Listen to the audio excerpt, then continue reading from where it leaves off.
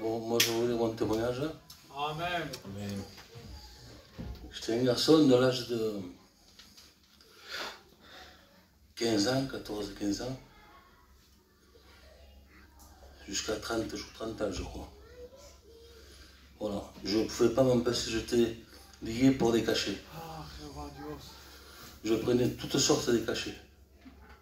J'en prenais 300 à 350 par mois. Donc il m'a fallu toutes sortes de cachets. De bon matin, je prenais mes cachets. Matin, midi, soir. Je ne pouvais pas dormir sans mes cachets. Je ne pouvais même pas parler sans mes cachets. Ma compagne ne pouvait même pas parler sans mes cachets. Il m'a fallu ma plaquette de tous les jours de 10 de Valium. Et là où je passais, j'en cachais. Dans les compteurs, dans les voitures, dans les hôpitaux, de partout. Mon corps m'a demandé des cachets.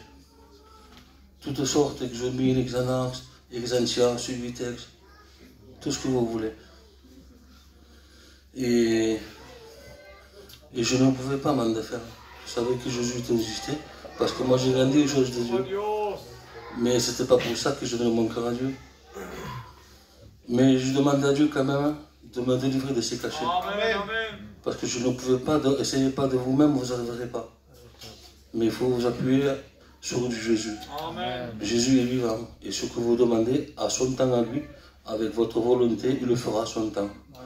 Ne perdez pas courage, ne perdez pas de temps. Vous êtes jeune, mais il n'y a pas d'âge pour venir à Jésus. Amen. Voilà, ce que Jésus a fait pour moi, il peut le faire pour vous. Si vous avez des enfants, eh bien, continuez à prier pour ceux qui se droguent, comme le frère Paul l'a dit. Moi, les cachets, je me drogue en cachet.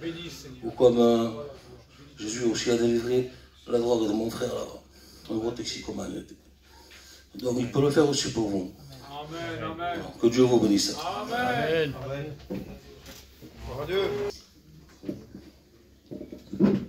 Est-ce qu'on est bien ce soir? Amen. Hein? On a encore un peu de temps, hein? On ne se presse pas. Amen. Donc je vais demander à Gallo qui vient chanter un cantique encore. Oui. Et après Laurie, tu te prépares. Hein?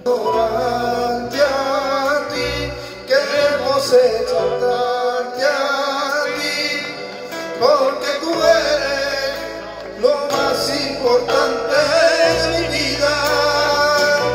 Queremos adorarte, darte la gloria y la honra, Señor, es impresionante. Es que no hay nada mejor que poder alabarte y te quiero adorar.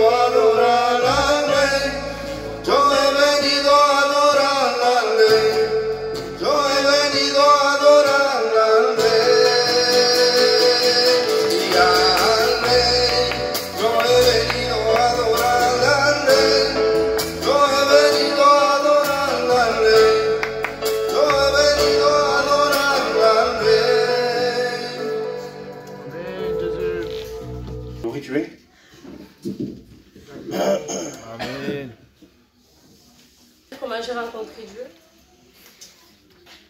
Moi, je ne suis pas née dans une famille chrétienne. Dans ma maison, Dieu n'existait pas. Et moi, dans le foyer de mes parents, malgré qu'il y avait l'amour d'un père et d'une mère, il y avait le péché qui était dans ma maison. Il y avait la violence, il y avait les disputes. Et on grandissait comme ça. Mais dans mon cœur à moi, je me suis toujours dit qu'il y avait un Dieu qui était vivant. Mais je m'arrêtais que sur ça. Je disais qu'il était vivant, mais c'était sans plus. Et je grandissais comme ça en pensant que tous les foyers étaient pareils. Et puis, du coup, j'ai grandi comme ça et j'ai rencontré mon compagnon. Et mon compagnon m'avait confirmé que Dieu était vivant. Amen. Pas Jésus, mais Dieu était vivant. Et on continuait, du coup, je restais quand même dans ma pensée pour me dire que tous les foyers étaient pareils que chez mes parents. Et du coup, quand je suis rentrée la première fois chez mes beaux-parents, j'ai vu quelque chose de différent. Quand je suis rentrée, il y avait la paix, il y avait la joie, il y avait de l'amour surtout. Et moi, dans cette maison, j'étais bien parce que cette maison-là, elle n'était pas pareille que chez mes parents. Du coup, je voulais tout le temps y rester là-bas. Donc ma mère, elle m'a menée à 9 h du matin et mon beau-père, il me ramenait à minuit pour rentrer chez moi. Et mon beau-père, il me témoignait de Jésus, qu'il était vivant, qu'il pardonnait mes péchés, qu'il pouvait me sauver et qu'il m'aimait surtout. Mais malgré ça, je restais quand même pareil. Et puis un jour, je suis allée à une réunion. Pour ma première réunion, quand j'y suis allée, c'était une mission et j'étais tout au fond. Mais je n'avais pas entendu ce qui était dit. Mais le seul truc que je peux vous dire, c'est que quand je suis rentrée dans cet endroit, c'était différent de dehors. Il y avait quelque chose en plus que je ne connaissais pas, mais que je voulais connaître. Et puis je continuais à vivre comme j'étais. Et puis un jour où je venais aux réunions, où je recherchais Dieu de tout mon cœur.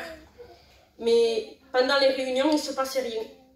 Et puis un jour, dans ma maison, quand j'étais toute seule, j'ai eu une voix qui m'a dit « Il faut que tu pries, prie ». Mais c'était la première fois que je priais, je ne savais pas comment faire pour prier. Et du coup, il y a une voix qui s'est fait entendre audiblement, il m'a dit « Prie ». Et puis, j'ai dit au Seigneur « Le Seigneur, si tu veux que je prie, je vais prier ». Et puis, à un moment où je me suis assise, j'ai commencé à parler à Dieu de tout mon cœur.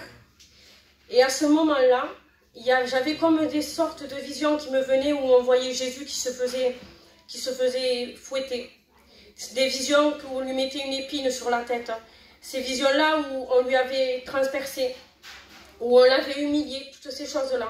Je le voyais et j'ai eu un attristement dans mon cœur. C'était la première fois que je ressentais cet attristement parce que je me disais, Seigneur, tu étais mort pour moi. Seigneur, on t'a fait toutes ces choses à cause de moi. Et pourtant, tu l'as fait pour moi. Et puis j'ai demandé pardon à Dieu. Et à ce moment-là, je pleurais comme jamais j'ai pleuré. Et je demandais pardon à Dieu. Et à ce moment-là, il y a quelque chose qui est descendu sur moi.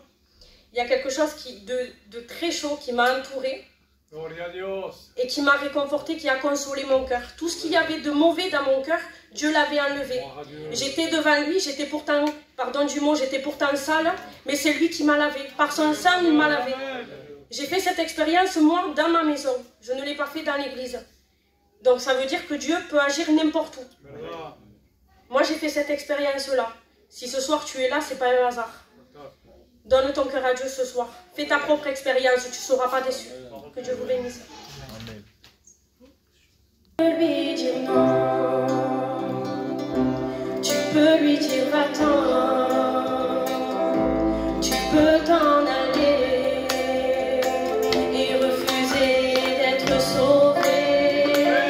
Tu ne l'empêcheras pas. À Jésus de t'aimer. Tu ne l'empêcheras pas. Il a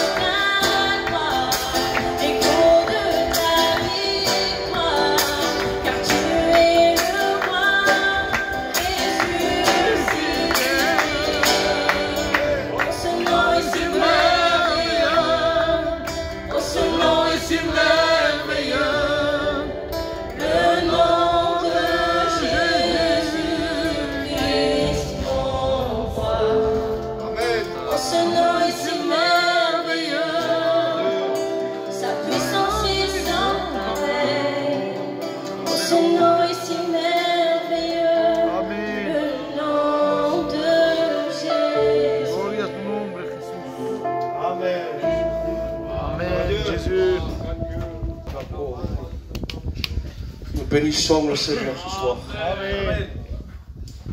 Ce soir, il est question de temps. Écoutez cette histoire. Hein. C'est une histoire racontée, mais qui est certainement une réalité. Un jour, Satan va se rassembler avec ses démons. Et il va dire comment allons faire nous pour tromper les hommes. Et puis un démon vient, il lui dit, moi, j'ai une idée.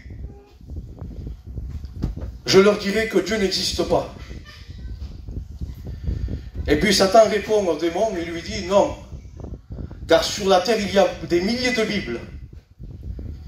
Et dans la Bible il est marqué que Dieu existe. Puis un second vient, il dit, moi j'ai une idée pour les tromper.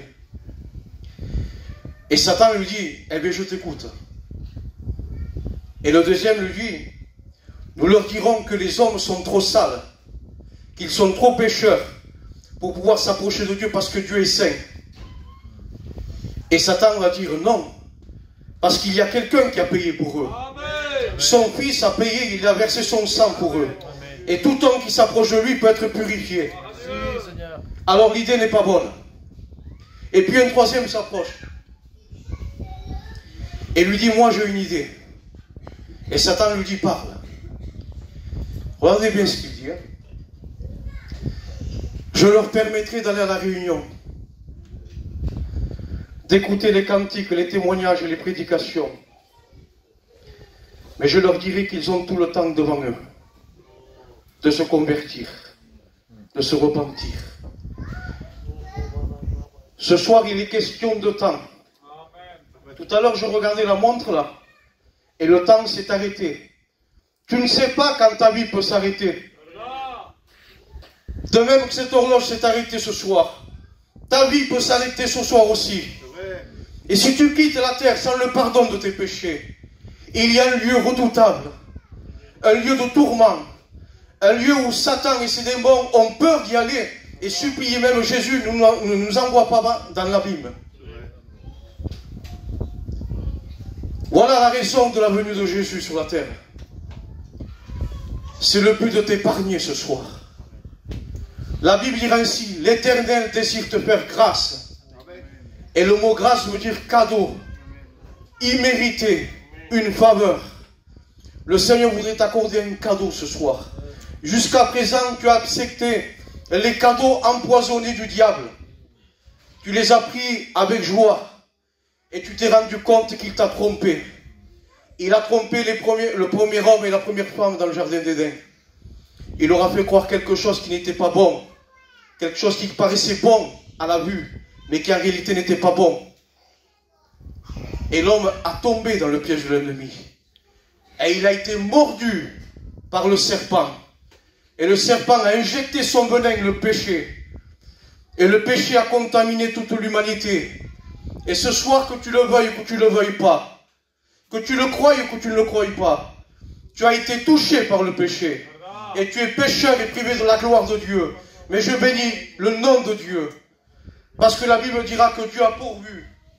Dieu a pourvu pour chacun de nos vies. Il a donné son Fils. Car Dieu a tant aimé le monde qu'il a donné son Fils unique. Afin que tu crois ce soir. Et si tu crois ce soir, afin que tu ne périsses pas, mais que tu aies la vie éternelle en Jésus-Christ. Écoutez bien. Regardez ce que la Bible marque. Le temps est court, plus que ce que nous ne pouvons le penser. Un second verset. La fin de toute chose est proche. Le monde va connaître le chaos qu'il n'a jamais connu. Il n'y a rien de meilleur au-devant de toi. Tout va périr, tout va passer. La Bible dira que le pécheur est sur une pente glissante. Tu es comparé à une vapeur qui paraît pour un peu de temps. Tu n'es rien du tout. Aujourd'hui tu es là, demain peut-être tu ne seras plus là. Et tu as besoin de te réconcilier aujourd'hui, de faire la paix avec Dieu. Parce que le mot péché veut dire être en guerre. Ça veut dire que si tu n'es pas réconcilié avec Dieu, tu es en guerre contre Dieu. Mais Dieu a envoyé son Fils afin de venir renverser le mur de séparation, afin de te redonner un libre accès, une libre communion avec lui à nouveau. Cela n'est possible qu'à travers l'acceptation de son Fils. Jésus a dit lui-même, je suis la porte. Celui qui entre par moi, il sera sauvé. Je mets deux chemins devant toi ce soir. Le chemin de la vie et le chemin de la mort. Il y avait un homme qui pendant sa vie vivait comme bon lui semblait. Il était bien habillé. Il avait de l'argent. Dieu n'est pas contre ces choses-là. Ce que Dieu est contre, c'est que tu vives loin de lui. Dieu n'est pas d'accord que tu vives loin de lui. Parce qu'il sait qu'il y a un danger pour toi. Ah, il te laisse libre. Si tu veux vivre comme toi tu veux et partir à l'enfer, il te laisse libre. Mais sache que ce n'est pas sa volonté pour ta vie. Et cet homme-là a voulu vivre comme bon lui semblait. Mais voilà qu'il y a eu un jour où la Bible dit qu'il a quitté la terre. Et là, la Bible dira qu'il est allé dans ce lieu de tourment. Et là, cet homme qui ne priait pas du temps de son vivant, cet homme qui ne faisait pas appel à Dieu, dans ce lieu-là, a commencé à prier, a commencé à supplier Dieu, a commencé à se repentir. Mais se repentir, c'est maintenant, pendant que tu es vivant. C'est pendant que tu es vivant que tu dois accepter Jésus. C'est pendant que tu es vivant que tu dois te réconcilier avec lui. C'est pendant que tu es vivant que tu peux recevoir le pardon de tes péchés. Ce texte qui dira, quand le malheureux crie, l'Éternel l'entend et il le délivre de toutes ses détresses. Ce verset-là n'est plus valable quand tu quittes la terre et que tu n'as pas fait la paix avec Dieu. Certainement que cet homme a crié, mais sans aucun recours, sans aucune réponse. C'était trop tard. Un texte dira, je lui ai laissé du temps pour se repentir, mais il n'a pas voulu. Le temps que Dieu te prête, ce n'est pas pour le gaspiller n'importe comment. Dieu en a assez que tu vives comme tu vis. Il y en a assez de vivre comme tu vis. Assez de vivre dans le péché. Assez de toucher à ce qui n'est pas la gloire de Dieu. Palier a dit dans son témoignage qu'il touchait à la drogue. Il y a même des femmes aujourd'hui qui touchent à la drogue. Ça ne se voyait pas auparavant. Mais aujourd'hui, le péché a pris un nouveau degré. Le péché, c'est la honte des peuples. Le péché fait honte. Et le peuple aujourd'hui n'a plus honte de rien. Ne se cache plus de rien. Aujourd'hui, on appelle le mal. On appelle mal le bien, ce qui est mal. Et ce qui est ténèbre, on l'appelle lumière. Le Seigneur voudrait toucher ta vie ce soir. Amen. Voudrait que tu saches que Dieu t'aime. Malgré ce que tu es. Malgré ce que tu fais. Malgré ce que tu peux toucher. Malgré la saleté que tu peux te livrer. Jésus t'aime. Mais il ne veut pas te laisser dans ta saleté. Il ne veut pas te laisser dans ton péché. Dieu t'aime, mais il t'aime trop pour te laisser comme tu es. Je vais terminer avec un témoignage. Hein? On n'ira pas plus loin. Écoutez bien. Un jour, il y avait un chrétien qui, lui, avait fait la paix avec Dieu. Et le témoignage nous dit qu'il va partir. Et là, il se retrouve devant Jésus dans le ciel. Écoutez bien. Hein? Et lorsqu'il voit Jésus, Jésus lui parle et lui dit, maintenant que tu m'as vu, tu vas retourner dans ton corps et tu vas dire aux gens que tu m'as vu. Et lui, il dit, Seigneur, non, je suis trop bien ici, je veux rester là. Et Jésus lui repose de nouveau la question, il dit, tu vas retourner de nouveau dans ton corps. Et tu diras que tu m'as vu. Et puis le chrétien, il dit, Seigneur, j'ai souffert sur la terre. J'ai été malade. Et le monde ne me croira pas.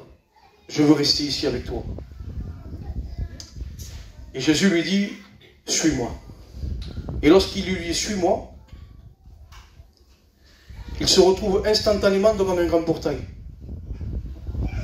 Et là, un ange était devant le portail, et avec le signe de la main, lorsqu'il baisse la main comme ça, un grand portail s'ouvre.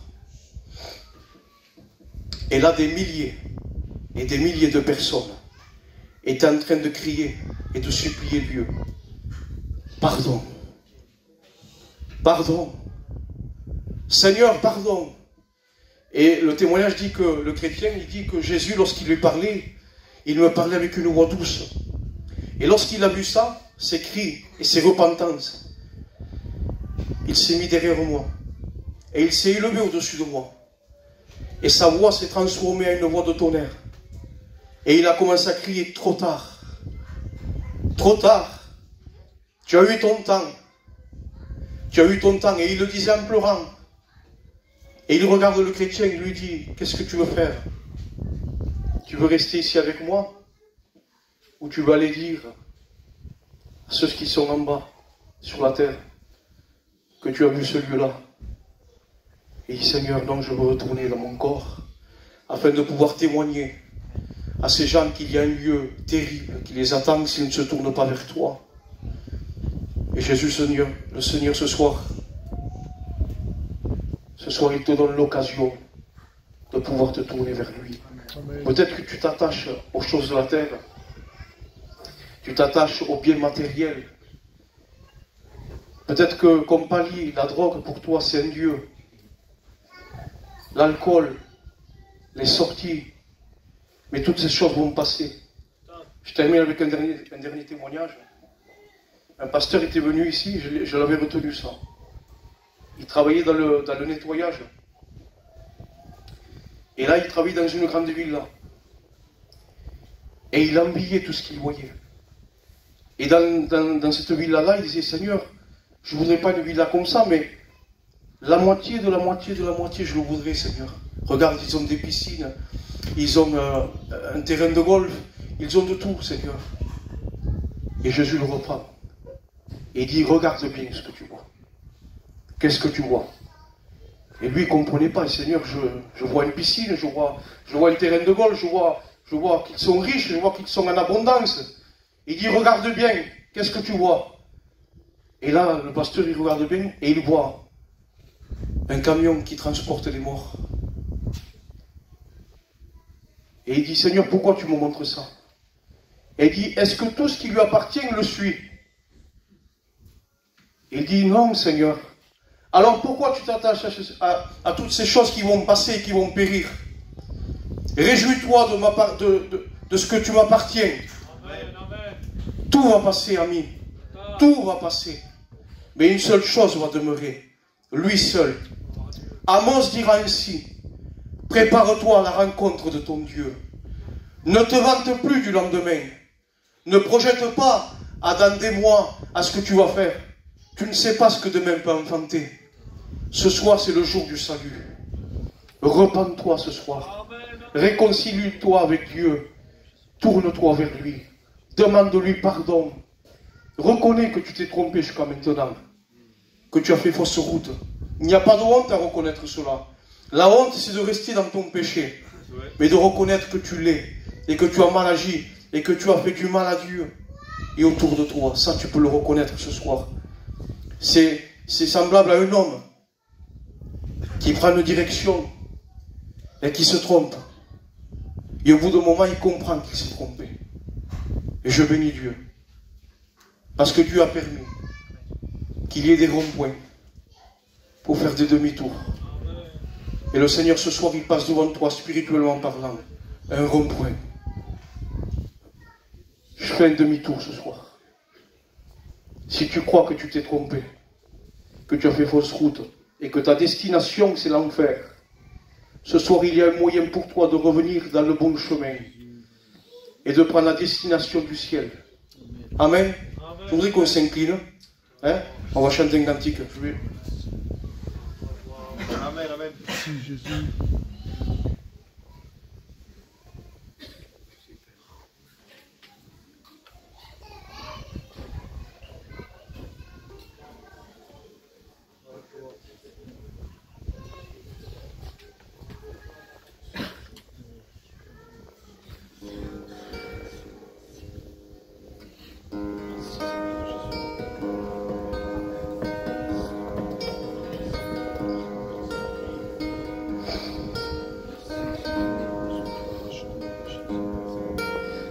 Abandonné du Père,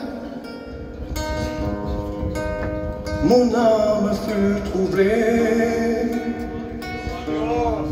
attaché à la croix, maltraité pour tes péchés.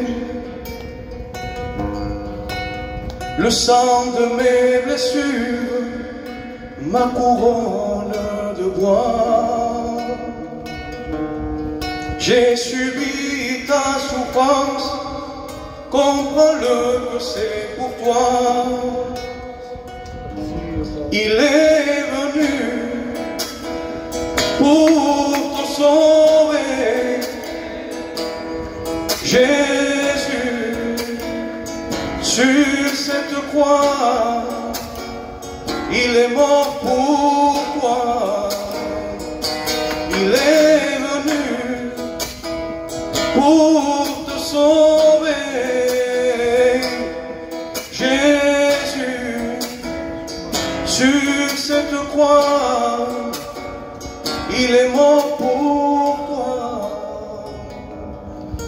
Allez, allez à Jésus, vous qui entendez sa voix.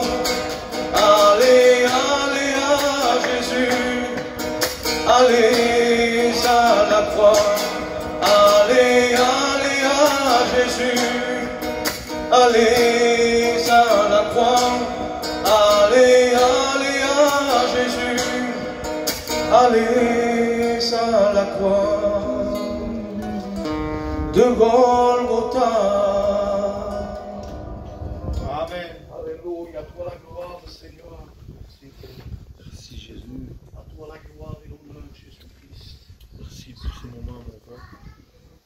Si ce soir tu désires faire la paix avec Dieu, Merci. lorsque tu rentres chez toi, Alléluia, Jésus. demande pardon à Dieu. Amen. Fais la paix avec lui. Tu peux le faire dans ta maison. Tu peux te réconcilier avec lui dans ta maison. Jésus. Si tu sens qu'il y a quelque chose qui s'est passé dans ces moments, viens me voir. Viens me voir. La réunion se termine, viens me voir. Tu sens qu'il s'est passé quelque chose. Tu sens qu'il y a quelque chose qui est sur toi, où tu as envie de pleurer même, je ne sais pas. Viens me voir à la fin. Amen. Amen, Jésus.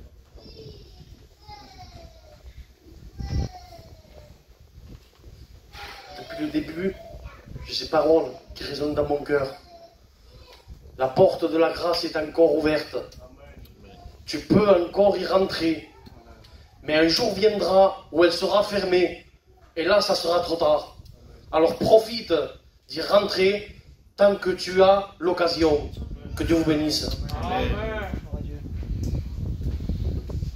Ça confirme le message. Amen. Amen.